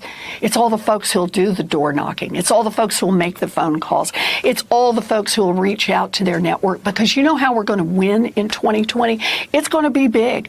It's going to be people who voted for Donald Trump last time around. It's going to be people who haven't voted at all. It's going to be people who see a vision and a way to make this democracy work, not just for the rich and the powerful, but make this democracy work for everyone.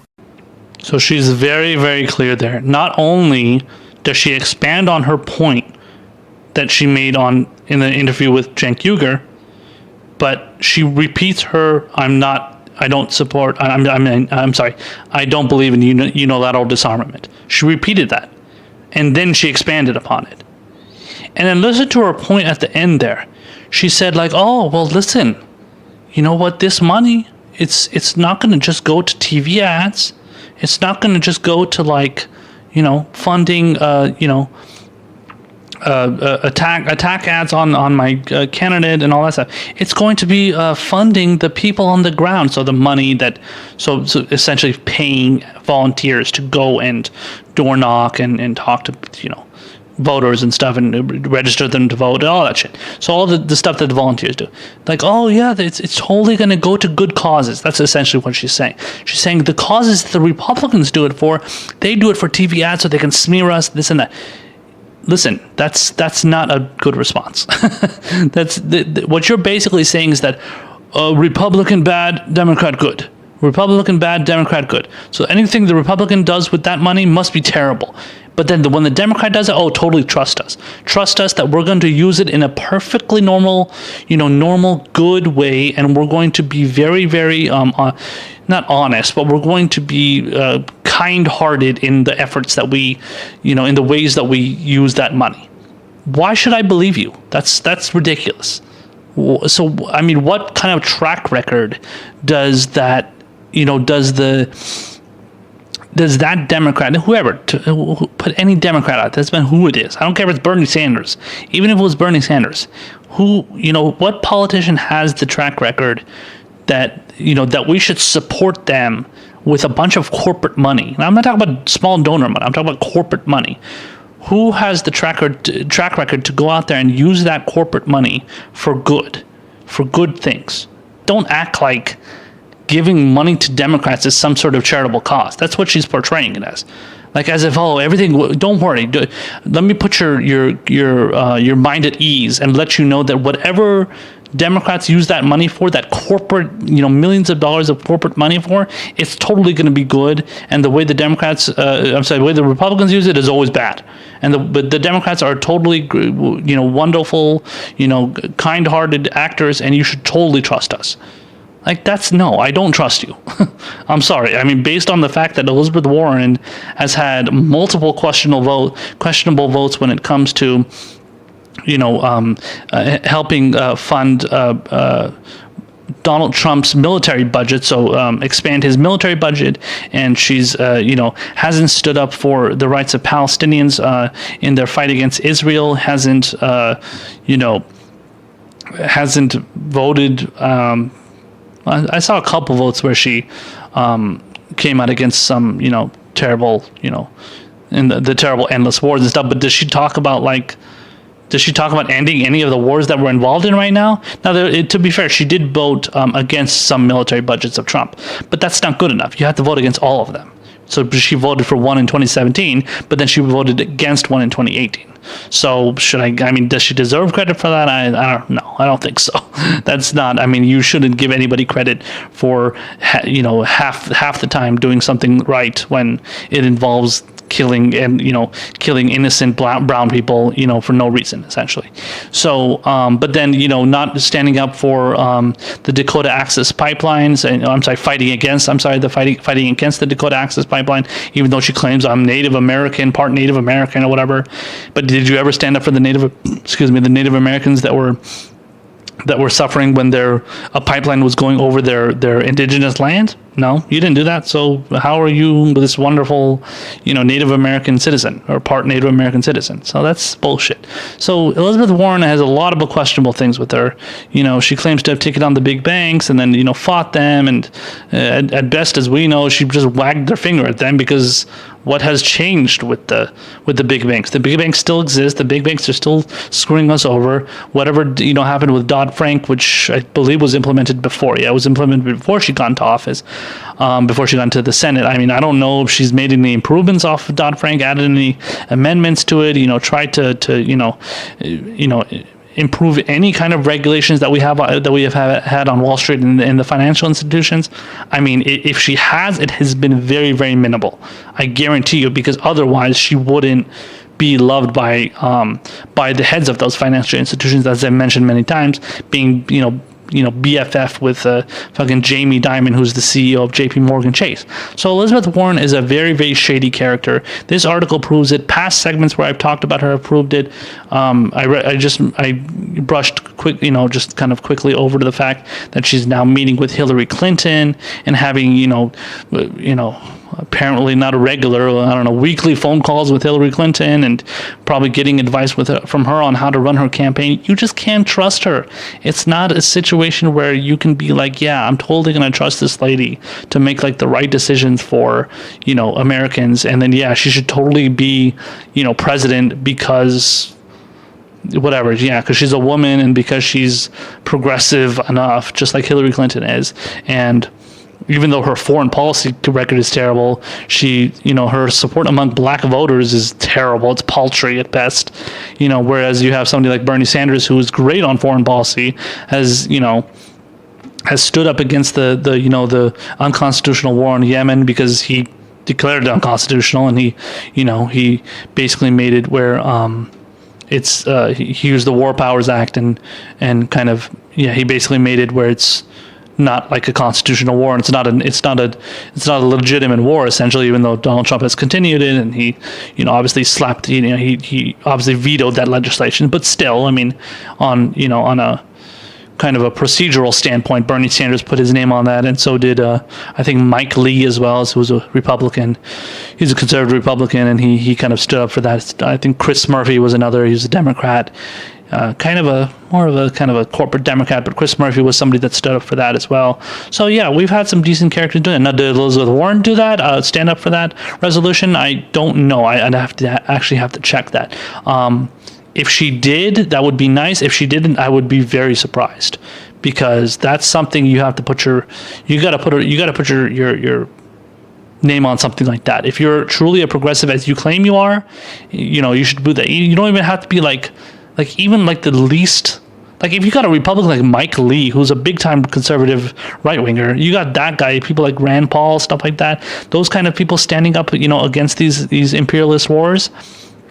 You should be, as a Democrat, be standing up for that, standing against that as well, and standing up for the amendments that are passed that declare those wars, on Constitution, fight back against those wars, continuing on essentially. So Bernie Sanders does that. When he has a great foreign policy record. He has a great record when it comes to fighting against the big banks and stuff. He's had a couple votes which weren't great, but those were also votes that he probably felt he had to do for I don't know, certain reason, I guess. I don't know. I think there was one.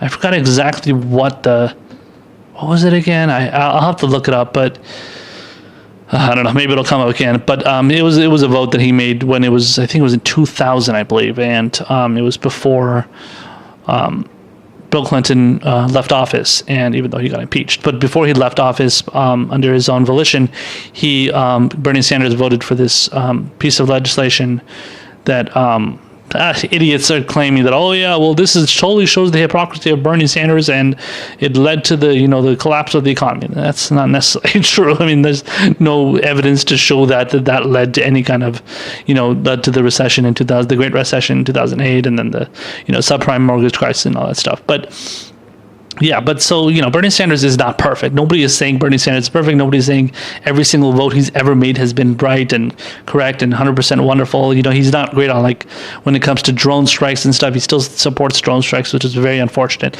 So again, just like his, some votes on economic issues, he's not great on some foreign policy issues as well. So yeah, I mean, he's flawed. Every candidate out there is flawed.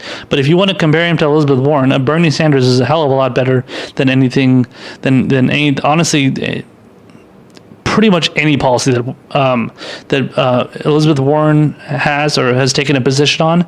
Bernie Sanders is much better than her on it, and that's just the truth. And I'm telling you that because I know Bernie Sanders won't say that. Now, he'll say he's great on those policies, but he's not going to say he's better than Warren. I'm telling you that progressives that I know, other guys that have, guys and girls that have, YouTube shows will tell you that, because we look at the issues and we know what we're talking about. And Elizabeth Warren, based on this article, based on all those things I just laid out, after, additionally, I was just talking about foreign policy and economic issues, Elizabeth Warren is not somebody you can trust on these matters. And the fact that she has a treasurer on her running, treasurer for her, presidential campaign that's a fucking millionaire, and he's running all that shit. How can you trust that guy to do the right thing and make decisions for your campaign that's going to help you? Ultimately, you probably don't give a shit about helping your campaign, and you just want to, kind of suck up to the people that are, part of the establishment and that are gonna, I don't know, do just enough to make sure that you are accepted by the establishment while, basically blowing smoke up our asses and pretending as if you're on our side, and then, sneaking that guy in the back door and pretending as if he's like this patriotic millionaire. So that's complete bullshit. And if she thinks she's going to fool us, like Hillary Clinton tried to fool us in 2016, she's got another thing coming.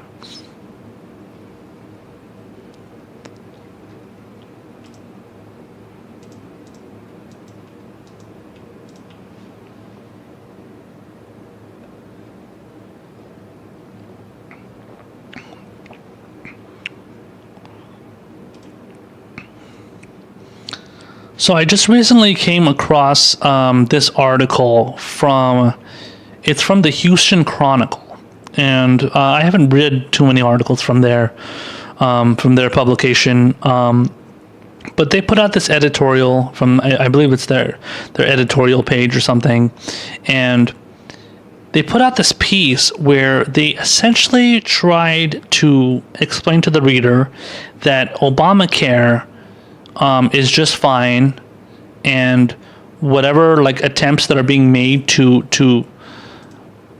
basically get rid of it and essentially put an end to Obamacare, as obviously Republicans have tried to do forever, that it's not going to work because it's so ingrained in our society and everybody's accepted and everybody thinks it's wonderful, aka they do not. In reality, they really do not.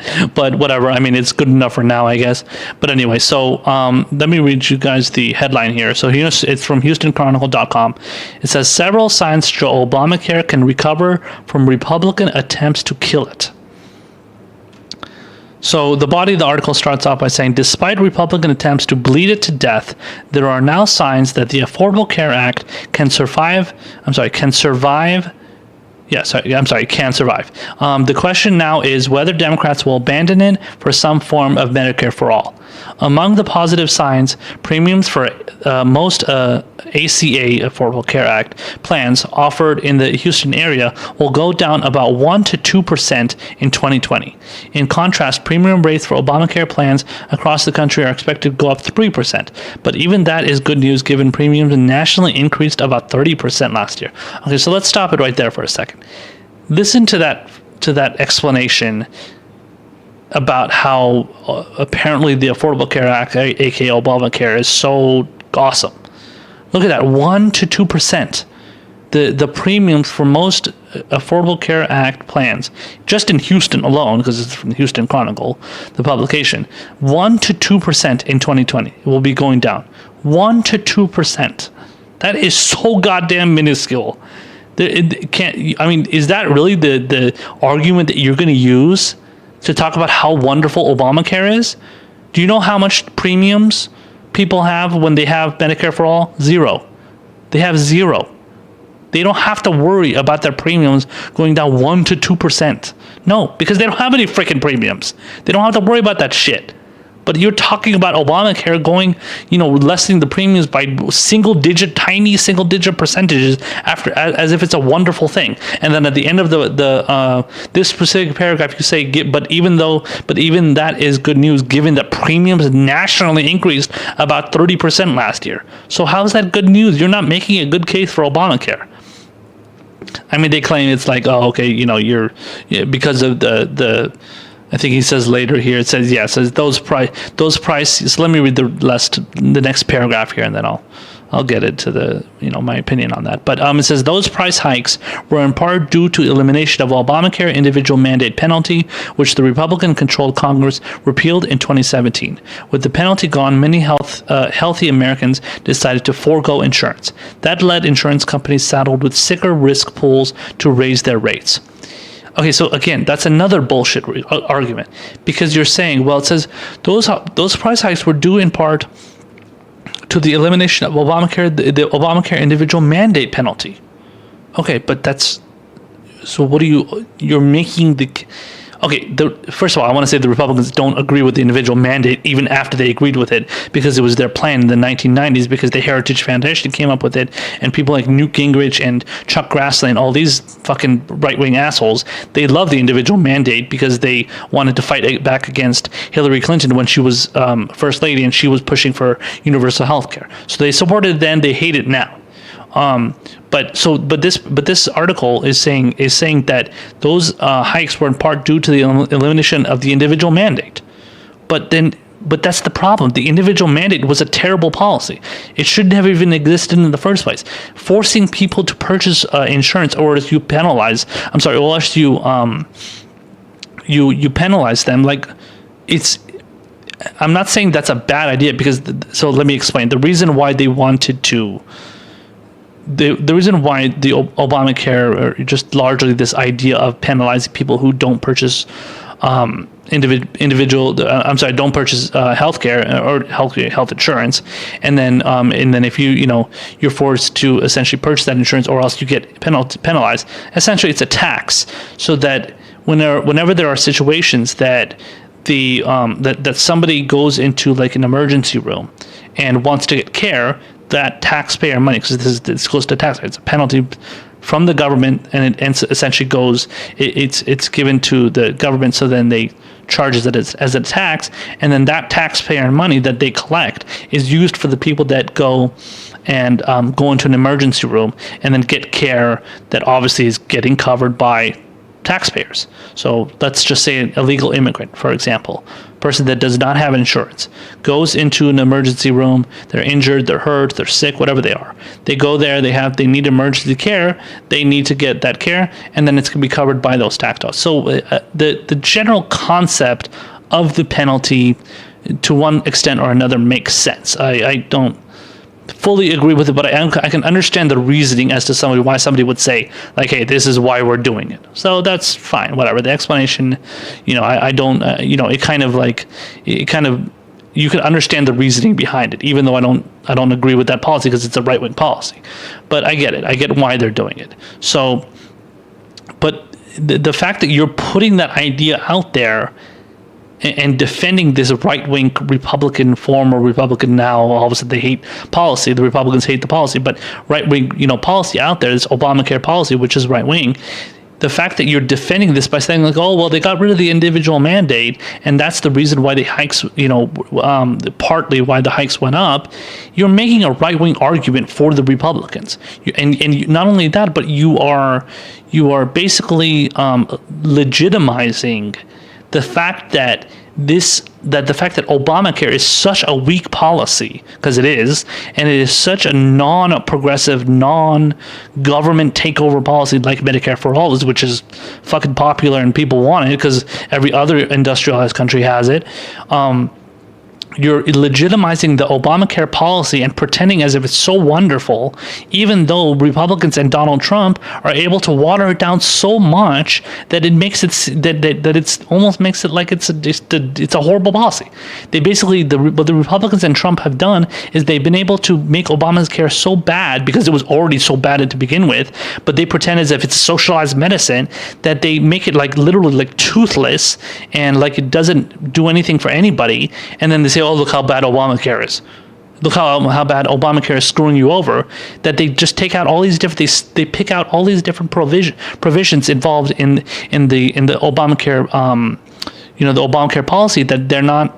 That they basically say, oh, this is how bad Obamacare is. It's not helping you. You don't need the individual mandate. You don't need this. You don't need that. So the policy already sucks so much. Trump and the Republicans, they don't have to do very much to make it even suckier, essentially.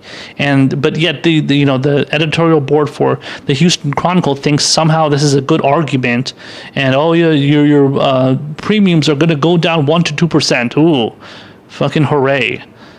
So anyway, so the article continues on, says, with the ACA on the ropes, the Trump administration issued new rules benefiting Obamacare alternatives by expanding consumers' access to short-term and association health plans.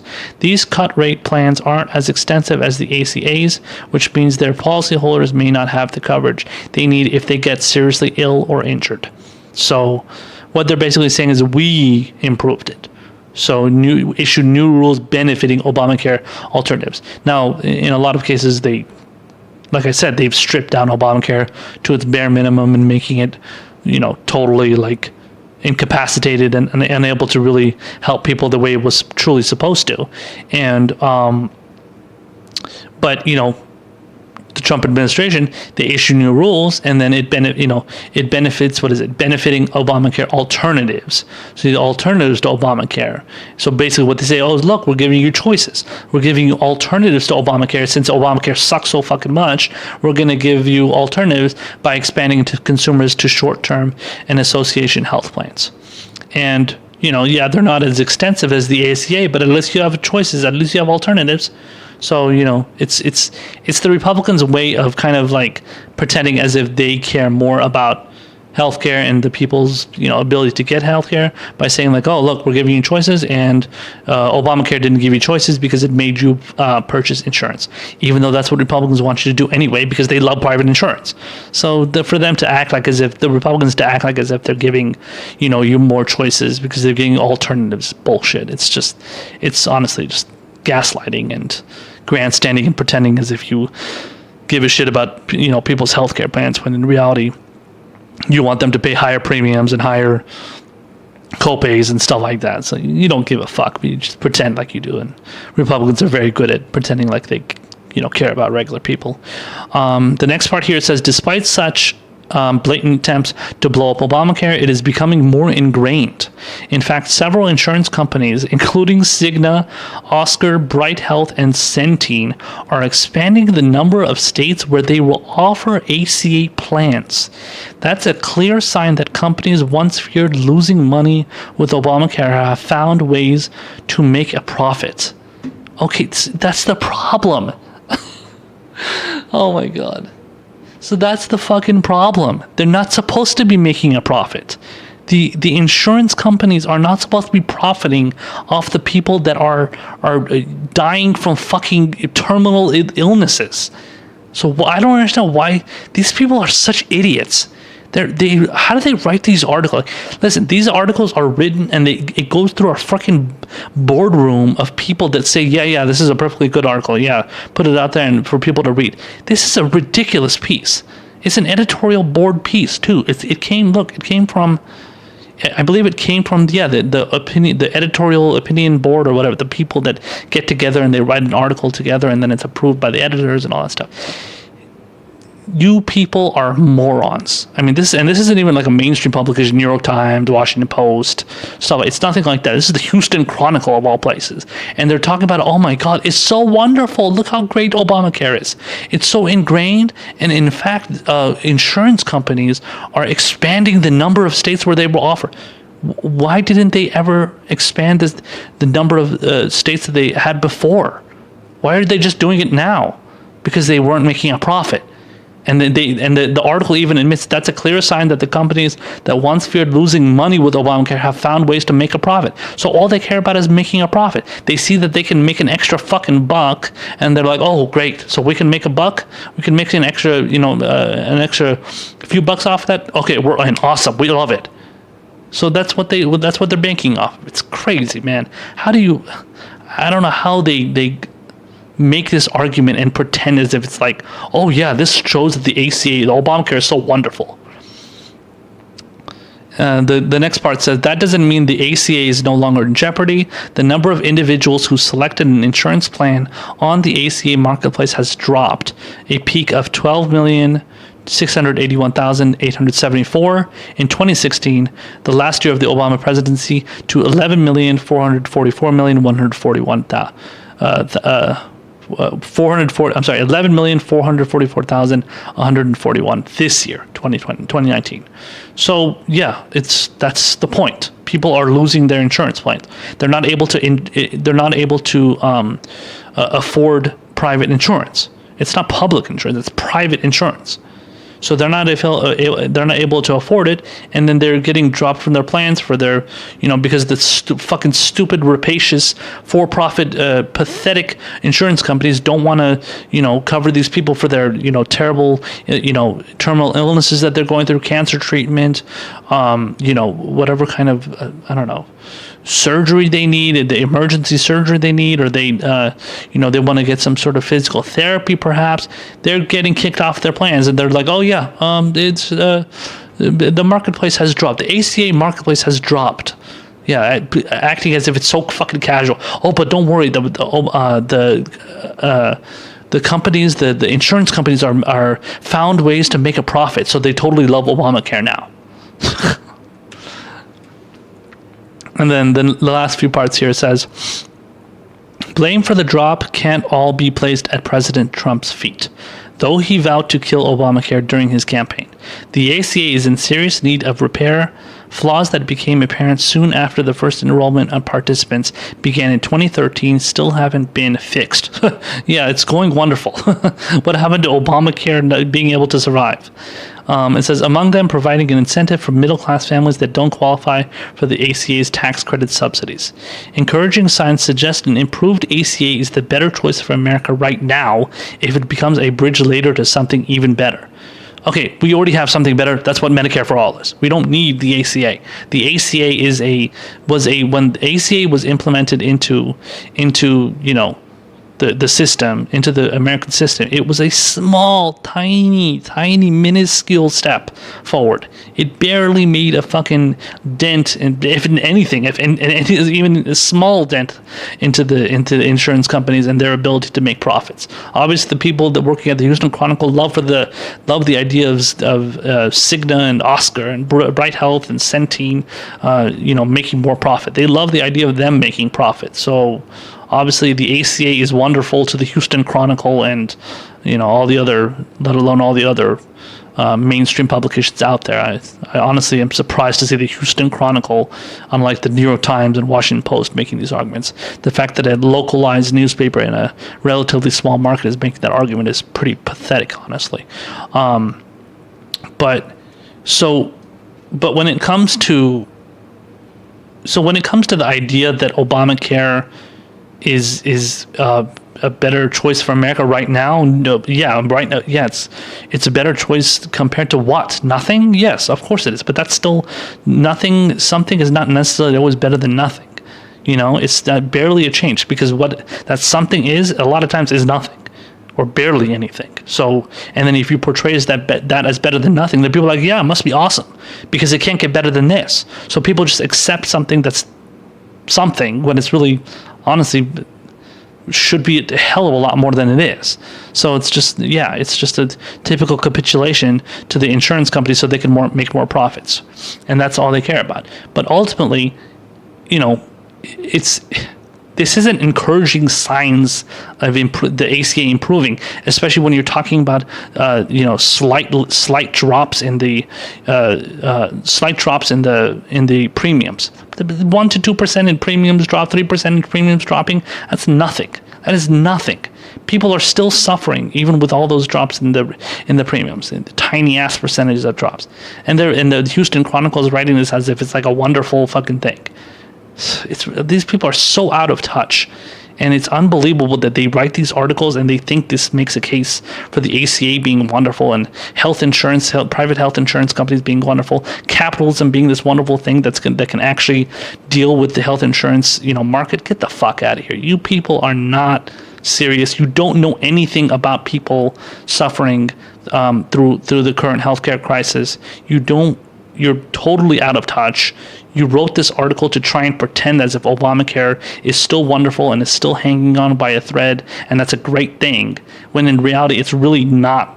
I mean, even if it is hanging on by a thread, nothing is really being changed. Yes, it exists. Yes, it's still out there. Trump can't get rid of it. Republicans know they can't get rid of it because it's there, and it's whatever. It's, I don't know, maybe hasn't been attacked as much lately, and people are accepting the idea of like individual mandates and having to purchase insurance even though they probably can't afford it. But you portray that as if it's a good thing, and then encouraging signs that suggest an improvement. Like, it would be different if you said that and said, "Oh, okay, well, this is a good, bridge to, to Medicare for all." They don't even mention Medicare for all. They say, and then at the end of the article, the very, very end of the article, they say, even if it becomes a bridge later to something even better. So they don't even say like that it should be. So they don't say like, "Oh, okay, the ACA Obamacare was a good step forward," or whatever they want to say, but we need something a hell of a lot better. They don't even say that. They just say, "Oh, the ACA is a better choice for America right now." Again, right now, the better choice for America right now because people need to have insurance. Yeah, but people need to have a hell of a lot better insurance than this. Not even insurance. They need to have better health care than this. Not insurance. The insurance doesn't need to exist. So stop, making a case on behalf of Cigna and Blue Shield and all those other fucking rapacious, for-profit healthcare insurance companies. You're trying to make a case for them. You're trying to talk about how great Obamacare is and how wonderful it is and how it's going to survive, when in reality, Obamacare shouldn't even be the way it is. It shouldn't even be what it is. It should be Medicare for all. That's what we need. That's what Bernie Sanders is trying to implement and wants to implement. He is the only politician right now, The only politician running for president right now that wants a full implementation of Medicare for all. Elizabeth Warren doesn't want that. Kamala Harris doesn't want that. Pete Buttigieg doesn't want. They claim they do. Andrew Yang doesn't want that. Those people, Beto O'Rourke, they don't want these kind of things. They don't want to. Joe Biden definitely doesn't want it. But these people don't want to push for push for that to happen. They claim, some of them claim, other than Biden, who just loves Obamacare. I'm sure he loves an article like this. But other than Joe Biden, everybody else claims to support Medicare for all, but they really don't. They just claim they do because they want to suck up to progressives, and then ultimately they're going to do something completely different behind their backs. We're not buying it. We know Bernie Sanders is the only one that's going to want to fully implement Medicare for all. Everybody else talks about different paths and, yes, we'll ultimately get there, blah, blah, blah, blah, blah. And they want to take 10 years. Kamala Harris's Medicare for all, bullshit Medicare for all plan, which is basically a public option, wants to take 10 years to implement the plan. Bernie Sanders wants to take 4 years to implement the plan. I don't even know what the hell Elizabeth Warren wants to do, so I'm not even going to get into what she wants to do on Medicare for all because I don't even trust her on that. So Bernie Sanders is doing everything he can to make sure that the legitimate healthcare system is in existence and it's helping people instead of allowing the greedy for-profit assholes that love capitalism, that want capitalism to run our healthcare system. He doesn't want those people to have any advantages, and we're behind him 100% on that.